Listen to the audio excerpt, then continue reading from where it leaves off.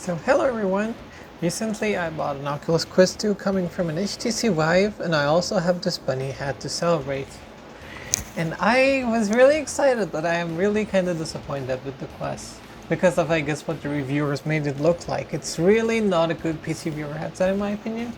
If you're in the market for a new PCVR headset, chances are this is the best headset for you still, despite the many flaws it has for PCVR. If you have a viable shouldn't, in my opinion, you should just wait for something better like DecaGear or the new rumored headset, because this is not that much of an upgrade. It's more of a side grade.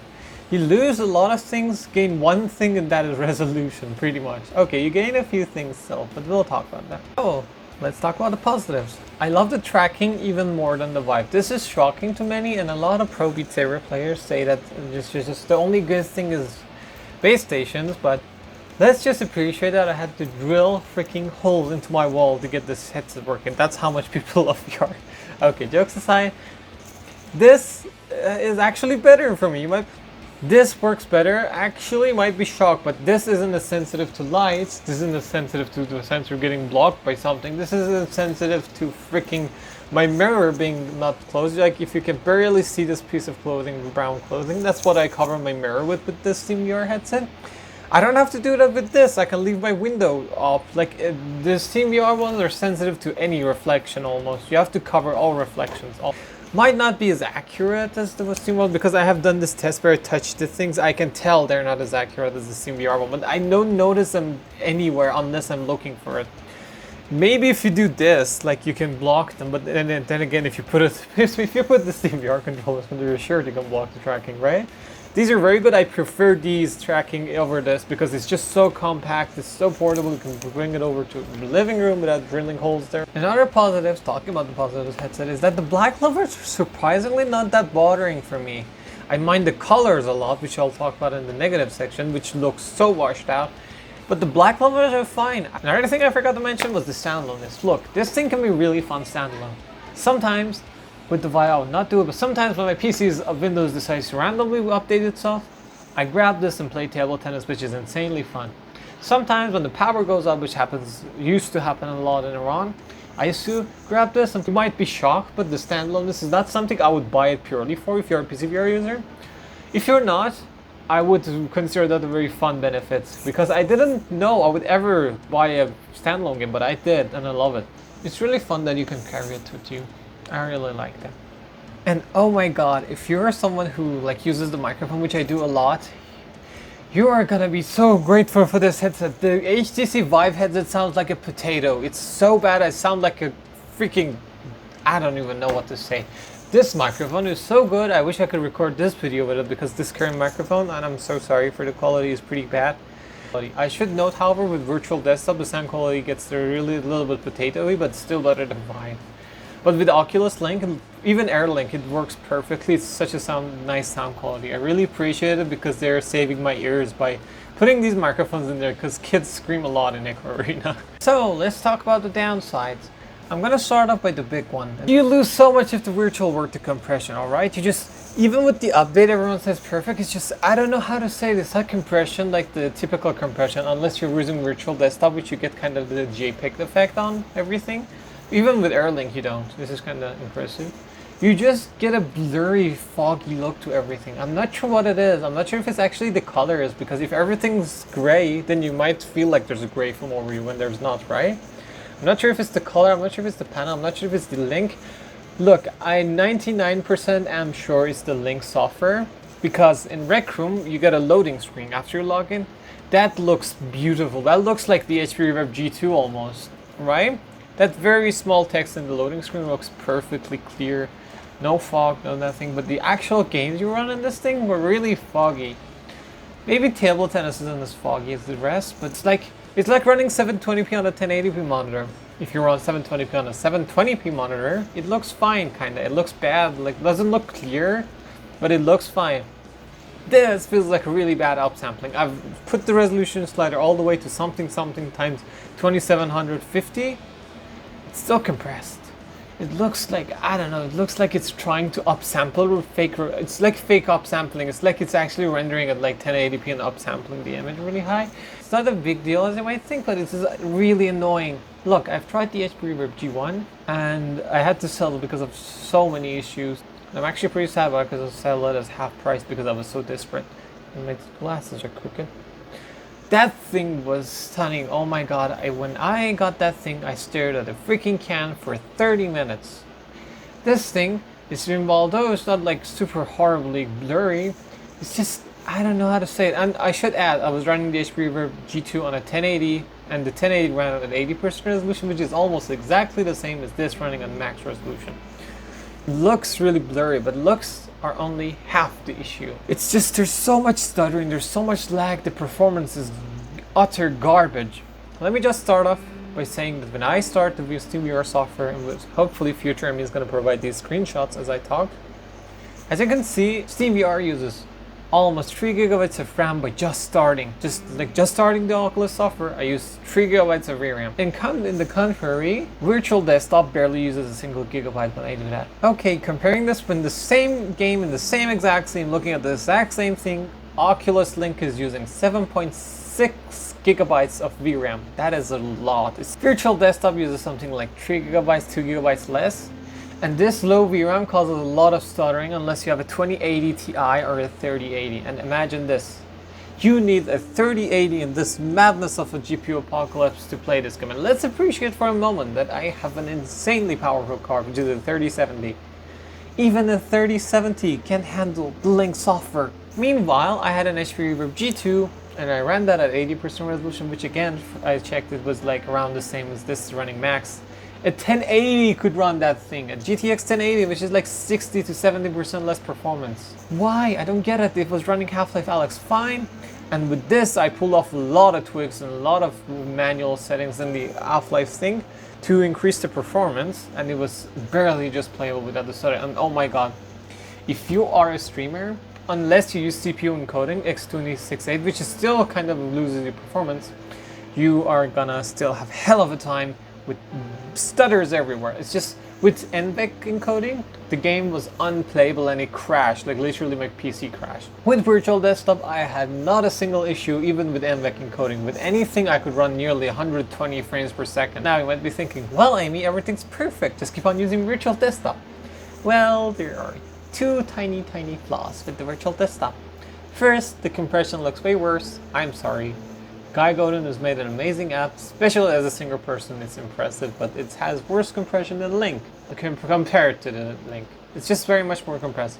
Some people don't notice though, so you know. It's just more like for Virtual Desktop, I think the compression is technically the same, it's just the colors aren't evened out. It's like I feel like the Erlang evens out the colors on the compression, so the compression isn't as apparent even though it's there. Because I still see banding. I still see the blocks in there, and even wired link at 550 megabits per second, it's still compressed, it doesn't change at all. If you make it really low, you notice it, but if you make it really high, you see no difference. And the second issue with Virtual Desktop, which considering that I have such a powerful card, it's not an issue for me, it's mostly for others, is lack of motion smoothing. SteamVR motion smoothing is nearly magic. What does this mean? Unless you have a 3080 and mid 2080 Ti, I've heard that works well, don't count me on, I'm just coding other people. You're very likely to stutter in SteamVR, in like other titles. Now, if you don't stream especially, the stuttering might not be that big of an issue with the 3070, but it's still stuttering and it gives me headaches. It's just Echo Arena jumps to 80 to 70%, 70 FPS every now and then, just goes down, goes up, goes down, goes up. And I have tried everything, by the way. I've tried reinstalling Windows, I've tried setting OVR to. I have a huge, like this long of a list of what I've tried. I've talked to Oculus support for days. They have been trying to help me for days. They've made me go through lengthy, annoying things that don't help at all. I found some things that help a lot. I will post them if you look here. But otherwise, nothing has helped me really. And it's really embarrassing. Their software is so bad. And compared to native PCVR headset, you're not only losing clarity and a lot of clarity. Again, it's mostly apparent in the distance, not actually close to. Because objects close to me only look a little blurry. I gotta admit, if I hold the cans close to me, they're almost on par with the G2, minus the, reduced resolution, obviously. If I set it to 80%, maybe they're 99% close. Not 90, 80% there. Anyway, the performance is it's my main gripe. It's not even the clarity, it's the performance. The thing is, okay, let me say this. I've talked to a lot of people, and the only two categories of people I've met that agree, that say that the Oculus runs well, are one of the following. The person is like, LOL, this runs perfectly on my PC. I'm like, okay, can you check the settings for me? It says something like 80 Hz or 90 Hz at automatic. My sweetest dudettes, you are, like, what the fuck did I just say? Look, I'm just mad because people keep calling me out and saying I'm just whining about nothing when they are running their Oculus Quest at the resolution of the HTC Vive. I ran my Vive at a higher res with super sampling than the Oculus software chooses for you, okay? If you're running at automatic, you're running at potato quality. I'm sorry. If you're running at automatic, you might as well get an HTC Vive, right? It has much better colors, though you get that horrible screen door effect. Anyway, that's the thing. And the second group is like, I ask them, and they reach to the point where they actually tell me it's not to automatic, it's set to 1.5, or they actually ask them for the resolution because different versions say different things. They say like it's at like 1.5x or like this, the maximum resolution. I say, well, okay, what card do you have? And they say, oh, 3090 or 3080. I'm like, of course you're running 30. That card can do 8K with DLSS. That card can do 8K without DLSS in many titles, and you were expecting it to not run the Quest? Of course it can. You have a 3080, it's like without this madness, it would be $800. Of course you can. And this thing, by the way, needs a lot of good CPU and not multi-core CPU, single-core speed. The 2700 I actually overclocked for Link after buying the Quest, and it did improve the performance by like 6 to 8% in benchmarks. You need a really powerful single-core CPU, not just like a single core, like a high single-core speed, not just like an 8-core CPU. I think the 3600 is going to do a lot better than this if you have one.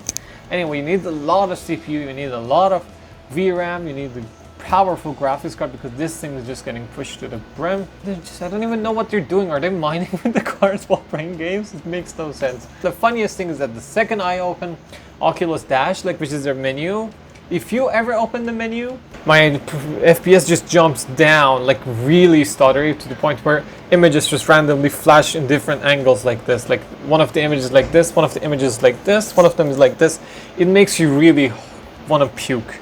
After it does that, it lasts for like a minute and the performance just jumps back up to a little bit below where it was below.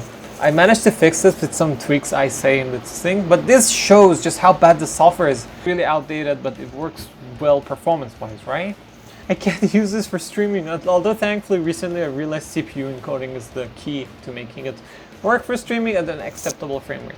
Oh, and the other thing, I don't get why people complain about wires. I used the wire headset, I switched to wireless, I didn't notice the difference. Like, it's just, I don't know, I feel like I'm used to the wires to the point where I don't care even one bit about wires. With the Link I care, with the Vive I don't care. Wanna know why? Because the Link, you have this weird cable coming from here. With the Vive, it's just on the back of your head going downwards. You don't notice it. I don't notice it. Most people do. Like, I give my headset to everyone, the first thing they do is complain about the wires. Also, keep in mind, I play VR like this. I just move 180 degrees to each side. I don't spin around. I don't care about the wires, but this is wireless. The wireless works surprisingly well, I gotta admit. Considering the performance issues aside, it works very well.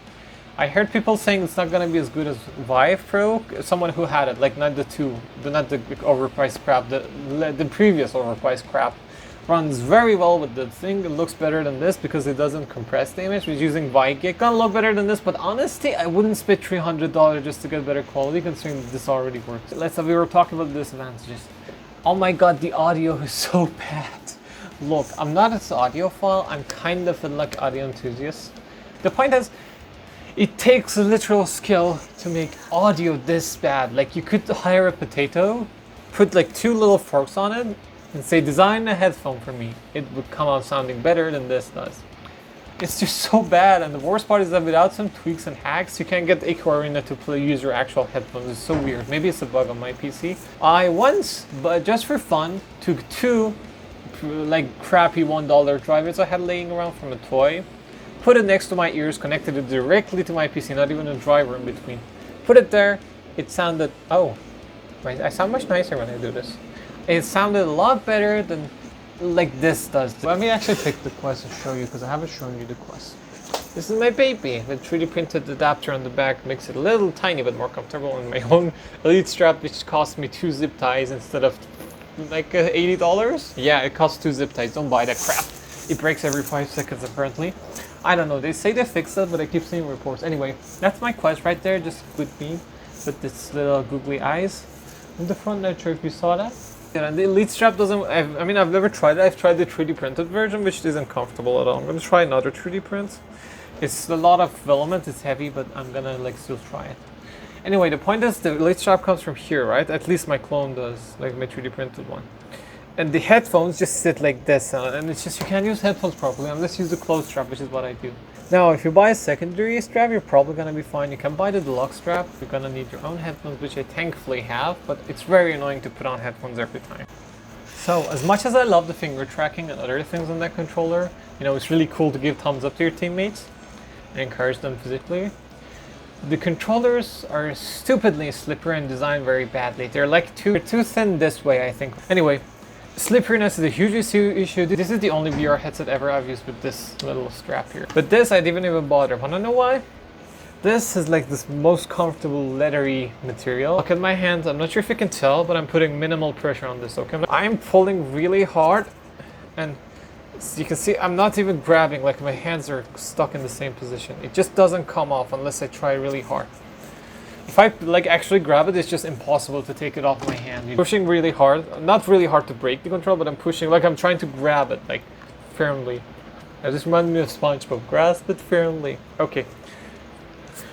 This is like, it's the slipperiness equivalent of holding a wet banana, except it's a peeled banana, except it's actually dry. And I don't like how you have just a single menu button on each, unlike the Vive. Also, I'm having a little bit of a tough time getting used to these things. They keep clacking into each other, but I mean, better than the Windows controllers by miles. And I get used to this, a very good price to pay. Oh, and I love the design in one aspect. I'm not sure if this is on purpose or just for other reasons, but if they thought about that, they're geniuses. Wanna know why?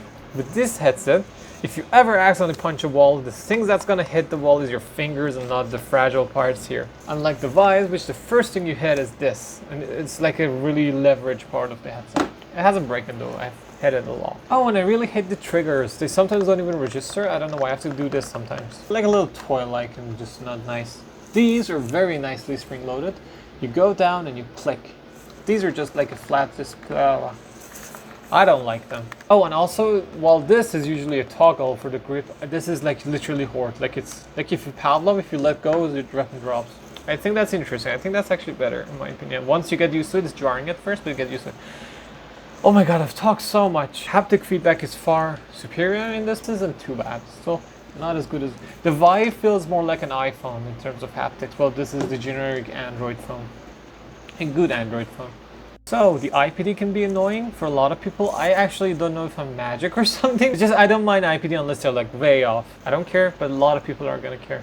Another issue is that your FOV is pure crap and it's like a square. So your FOV normally is like, it depends a lot on your face. Keep that in mind. It's like this, 2 flat bars on top. You see the edges of the panel, they're not curved, they're flat, so you can know that's the edges of the panel. And you see this, but this section is a little bit square. So you kind of are seeing like this with like curves on the corners. It's square basically. I'm technically 61 or 62, so I'm in between 2 settings. I printed something that keeps it in between settings, and that has made the FOV circular for me. So that might be why. But the FOV is so small. Holy shit, it's so jarring. That thing is 90 degrees. The Vive can go up to 120 without glasses. This is up to 90 degrees. That one is 120 if you don't wear glasses with the facial interface I have. But that with glasses is like 110 or 115. It's realistically 110 or 100. The numbers don't sound much, but it's a big difference, okay? It's really jarring. It does ruin immersion a lot, but I guess you get used to it. The lenses are just pure crap, okay? If you don't have the perfect IPD and stuff, which is ironic since that doesn't let you have the perfect IPD, it just has 3 horrible settings, your image will look very square and you will see the edges of the panel. And oh my god, do I feel really sad for people with wide far apart eyes, because you see the edges of the panel and expect something like 85 degrees FOV with that. I'm sorry, it's gonna look awful. If you have to constantly adjust it in the perfect position. Oh, and to even get the pathetic 90 degrees of FOV, you need to get it really close. Ow, I smudged my glasses. You need to get it really close to your eyes. And I have a problem. To even get there, I have to remove the glass spacer. And while doing that, the the prescription adapters I have, I don't use glasses. They dig so hard into my brow bones, it hurts. Like, I think handling the pain of the lenses digging into your brow bones is easier than dealing with the freaking, what's it called, the FOV. The second thing is the facial interface is terrible. The camera is putting makeup on me because it's Samsung. Thank you, Samsung, for putting makeup on me when I explicitly asked you not to in your settings. This entire area, it has healed a little bit, but this entire area got filled with acne. This area cracked and is really dry still.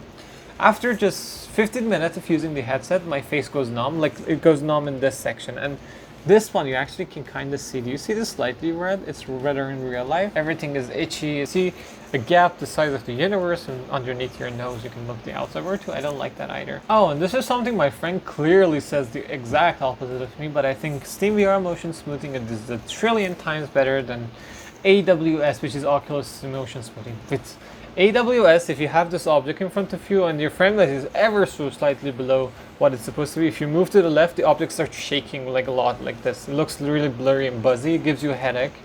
While with SteamVR, you're more likely to get those like artifacts, like the image getting wobbly, but you don't get stuttering. Everything is smooth, absolutely smooth.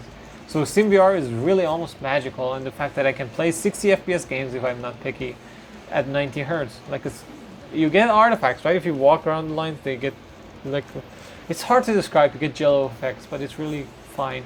And maybe it's because the Quest is popular, right? But every performance problem I Google, I get Oculus Quest. Yeah, hand tracking is also pretty much a gimmick. Even though when I don't want to pick my controls, I must never use them because they are like this. Your hands like are jello-y. Even if you move your head, like the hands freak out a bit. Plus, with the controllers, you feel something in your hand. With hand tracking, you don't. And you don't get haptic feedback with hand. Look, this is a headset that's very appealing spec-wise. And with the YouTubers saying all the nice stuff they can. Most reviewers have a 3080, they have a 3090, they don't care about these stuff, they have high-end graphics cards. This headset is cheap, right? Cheap people with less money are less likely to have fancy graphics cards. My story is really weird. I just got this because I had the opportunity, and in this madness, you really don't pass an opportunity like this. To be honest, I didn't even need this card. It's just purely because it's so hard to get, I found an opportunity and got it. And to conclude, if you have a Vive, look, if the screen door effect is making you insane, go ahead, you lose the vibrance, you lose the color, you lose so much actually realism, you lose your FOV, you lose your comfort, you gain less screen door effect, you gain wires, you gain wireless if you care about that, you get better controllers in many ways, you gain hand track, kind of finger tracking, which I actually like because I like doing in VR game, going like finger guns. Anyway, that's dumb. Oh my god, did I mention the battery life on this thing? Sweet Lord of Butts. What the hell did I even say? Look, whatever they have done with these is black magic. I got this like a month ago, and it's still at 100% with the included battery. Meanwhile, I have to charge this every 3 hours, which is like 2 days of gameplay for me. Seem to die, I think they're infinite. Am I gonna die first or these? I have no idea. Has anyone ever replaced the battery on these? Are they running off black magic? Is this like a conspiracy? Is Zuck using his lizard powers to power these wirelessly? Yeah, it sucks that how slippery they are. I think you can fix that by buying one of those grips. It's up to you to decide, but I would just not upgrade at all. Wanna know why? DecaGear, if it's ever real, it costs the same as this. Oh my god, I forgot to mention one thing. The fact that this doesn't cost as much as this. $3.99. But wait, if you play standalone, you're likely to spend $3.99. But VR PCVR users, I'm gonna say $2.99. You spend $80 or $100 if you want the audio on the audio strap, so it's $3.99. You spend $27 on a proper facial interface, and by the way, not everywhere you can get a free VR cover. I couldn't. It's like $3.99. It goes like $350. I don't know. It just adds up really easily because of its flaws. This is a very misleading price tag. I would just. Oh my god! Did I mention the link cable? If you don't want to go wireless, you need a good router, which is $40 minimum. The good cable is also $40. No, it's like $29. It's more expensive than you think, and this is what makes this attractive. This headset has on paper a good resolution that you can run at. On paper, it can run at 120 Hz, but you can't run it at 120 Hz because it is garbage. And oh my god, don't even think about running 120 Hz wireless. It looks like an utter potato of compression. It looks like a triple JPEG meme when you run it with Erling. Okay, it's a triple JPEG meme with 120 Hz. With wired, it looks fine to me. But with wired, you also have to really lower the resolution to around 120 Hz, and To be honest with you, I don't notice that much of a difference. I can definitely tell it's on, but unlike PC games, I can't tell that much of a difference. I can tell it's on. I'm pretty sure in a blind test, maybe I couldn't. It's just not worth the performance you need to do. 120 Hz is pretty meh. It's not special, and they say like, oh, 120 Hz, bro. Well, in standalone, you're very unlikely to run 120 Hz. With wired, needs a wire, definitely needs a wire, and even if you have a wire, it's hard to run. See, all this stuff are on paper. Hand tracking sounds so cool, right? It doesn't work that well. It has a high resolution panel, but the colors are garbage and the panel can't even run properly because of the limitations of Link. Only like superhot can probably take advantage of this panel. At the end, I would, if you're really sick of the screen door effect and want to like get something right now, look, you're not going to be like super sad. You're going to be upset and shocked by the differences, but this is still clearer, okay? Even though I described the Vive as looking into almost the real world through a mesh. Well, this is like a monitor. You can definitely tell this is a monitor. Well, the Vive was more poppy. It popped out really more. Like everything was popped a lot more and was more, I don't know, realistic. And you could actually see almost as much detail. I didn't see exactly the same detail on the headset. On the gloves in Half-Life Alyx. Look, these look far more impressive in Half-Life Alyx. Trust me, if you forget the colors and the fog. But it's just the Vive that looks so much more real and alive. This is more of a side grade. If you're really mad about the screen door effect, look, I've tried an HP Vive G1, sorry, and it looks utterly stunning, and you're getting nothing near that in my opinion with this. Even though the resolution is very close, and I was running the G1 at this resolution anyway because I had a 1080 back then. The G2 was just so much more beautiful. Look, I'd still recommend this headset, okay? If you want a headset, if you're new, definitely get this because you don't know what you're missing. Like, as in, you haven't tried the Vive colors yet. You won't care if you haven't seen it. If you're someone coming from the Vive, you're really spoiled, but the amazing things, even that from 6 years ago, it's still amazing in many ways, okay? You're gonna be a little sad, maybe you want to be. I hear a lot of happy Vive upgraders. If you keep in mind all the flaws, the performance, the Facebook, which I haven't mentioned because, you know, Zuck. Yeah, you're always afraid of getting banned. Anyway, if you keep everything in mind, this is probably not a bad headset. It's a good side grade. I don't call it an upgrade. If you're new, definitely get this. Don't spend money on index because it's going to break every 5 seconds. The problem is that we have no good headsets. What else are you going to get? The Vive? I just described it. It has some flaws. Why is the closest option I can see to this? What else are you going to get? Cosmos Elite? That's like really expensive, but it's not a bad headset if you tweak it. If you tweak the stock interface, which reduces your FOV, it gets better. Your other option is the index, which breaks every 5 seconds. Oh, by the way, don't ever, I got so scared saying the Cosmos. Don't get the Cosmos, get the Cosmos Elite if you ever want it, which I only found good second-hand prices. You can only get it second-hand. First-hand, it's almost as expensive as the index, and you might as well get the index. But the Cosmos is trash. It has trash. It's unusable. The index breaks every 5 minutes apparently. And it also costs $1,000. Let's not forget the fact that it costs a freaking $1,000. You can do so much with $1,000. Valve is releasing a new headset soon, I think anyway. I've heard rumors. Wait for that. You might get the HP Vive G2, right? Beautiful, stunning display. If it's anything like the G1, it's even better from what I know. It's amazing, okay? You see the work through a whole new level. It's up to you, I don't know. It's just be warned. This reviewers don't mention things like this. Reviewers just mention the specs and cool things and appeal to you, but they don't want you. You have to really, the life lesson I've learned is that don't trust YouTube, don't trust Reddit even. Trust actual users and also Google a lot about your specific hardware when buying these things, and sadly, there's no mentions of this anywhere properly. You know, most people are like, hey, VR is hard to run. Guess what? VR isn't hard to run. The Oculus is hard to run. I hate hearing that, okay? People think this is normal. This is not normal at all. Okay, keeping that in mind, you have to figure out for yourself. There's no denying that the screen door effect is unnoticeable in here, and then the Vive, you have like a freaking 1-inch grid like in front of you. It's like so bad. Pick your poison, I guess. VR kind of sucks everything. And I'm gonna tell you one thing, to not fixate on the hardware. You're gonna spend a lot of money, this is why I'm warning you. Once you spend the money, VR is amazing. I am having so much fun and screaming so hard in Half-Life Alyx. I'm not gonna keep playing that skin again because I'm too scared. I finished it once already, but someone was there with me the last time. I'm still having a lot of fun with this, okay? At the end of the day, I lowered the resolution. I'm like, okay, it's gonna look blurrier. Who cares? I'm playing VR. And that's what matters. And whatever decision you make, don't be sad if you've already bought one, because this is still a great headset. If you're going to buy one because you have no choice, don't be sad. If you have a Vive and you still want a side grade, don't be sad, do it. It's $299, I guess. You can always sell it, maybe, I don't know. The point is, it's really flawed, it's not good, but you can't always have everything perfect, okay? Anyway, have fun. And also, I have a bunny head, this is very important. I talked for 30 minutes. My head hurts. This country is so warm.